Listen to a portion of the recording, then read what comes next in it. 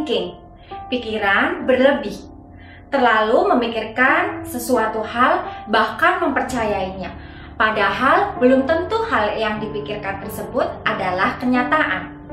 Atau merenungkan dan memikirkan suatu masalah atau peristiwa secara berulang-ulang, bahkan memikirkan hal yang telah berlalu.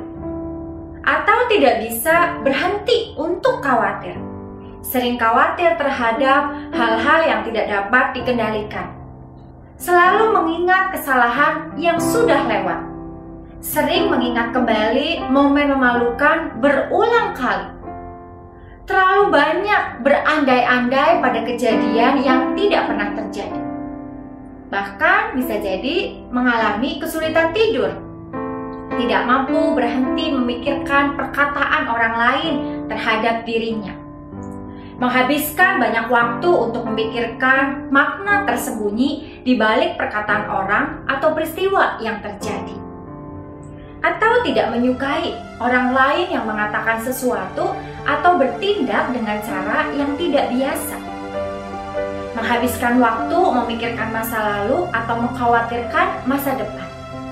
Itu adalah tanda-tanda orang yang overthinking. Dan salah satu contohnya misalnya ketika seseorang percaya bahwa dirinya mengidap penyakit kanker, kemudian melakukan pemeriksaan ke rumah sakit, namun dokter tidak menyatakan ada sel kanker yang ditemukan. Bukannya menjadi lega dan berpikir lebih tenang, orang yang memiliki kebiasaan overthinking justru menjadi semakin beranggapan bahwa diagnosis dari dokter pasti salah. Dan contoh yang lain tidak hanya penyakit. Pikiran berlebihan bisa juga muncul saat akan keluar rumah, yaitu kebiasaan untuk mengecek pintu atau keran air berulang-ulang kali. Sebenarnya hal ini baik dan merupakan tanda kewaspadaan. Tetapi sebaiknya hati-hati jika pikiran tersebut muncul secara berlebihan. Ketika seseorang mengalami overthinking, justru ia menghambat penyelesaian masalah dan bukan untuk mencari solusi jalan keluar.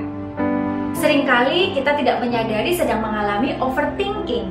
Oleh sebab itu, penting untuk mengetahui apa itu overthinking supaya kita memiliki awareness terhadap diri kita sendiri.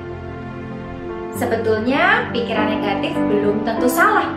Namun yang terpenting bagi kita adalah menyadari bahwa kita punya kendali atas pikiran tersebut. Pikiran, perasaan, perilaku merupakan hal yang berkaitan, sehingga ketika kita mampu untuk berpikiran positif, maka akan muncul perilaku yang positif. Untuk dapat berpikiran positif, kita harus menilai suatu kejadian atau hal itu dimulai dari respon yang positif dahulu. Bapak Ibu dan Saudara yang dikasihi Tuhan, dalam Filipi pasal 4 ayat 8 dikatakan, jadi akhirnya saudara-saudara, semua yang benar, semua yang mulia, semua yang adil, semua yang suci, semua yang manis, semua yang sedap didengar, semua yang disebut kebajikan dan patut dipuji, pikirkanlah semuanya itu.